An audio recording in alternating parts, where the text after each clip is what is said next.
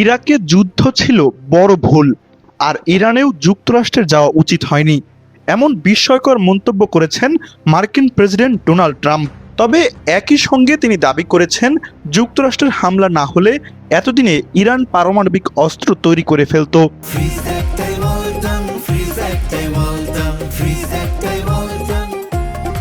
সম্প্রতি ফক্স নিউজকে দেওয়া এক সাক্ষাৎকারে ট্রাম্প বলেন, ইরাকের দিকে তাকান, আমরা সেখানে গিয়ে বিশাল ক্ষতির মুখে পড়েছি। শুরুতেই আমাদের সেখানে যাওয়া উচিত হয়নি।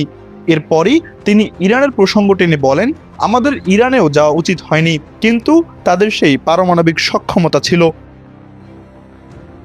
ইরানে মার্কিন হামলাকে রক্ষা করতে গিয়ে ট্রাম্প বলেন, ৯ মাস আগে আমরা যদি B-2 বোমারু বিমান দিয়ে তাদের উপর আঘাত না হানতাম, তবে তাদের হাতে এখন পারমাণবিক অস্ত্র থাকতো এবং পরিস্থিতি সম্পূর্ণ ভিন্ন হতো। হয়তো আজ ইসরায়েল থাকতো না, এমনকি মধ্যপ্রাচ্যেরও কোনো অস্তিত্ব থাকতো না। তারপর সেখান থেকে পরিস্থিতি কোথায় গিয়ে ঠেকতো। সাক্ষাৎকারে ট্রাম্প আরও দাবি করেন, মার্কিন সামরিক বাহিনী উদ্দেশ্য প্রণোদিতভাবেই ইরানের সেনাবাহিনীকে ধ্বংস করেনি।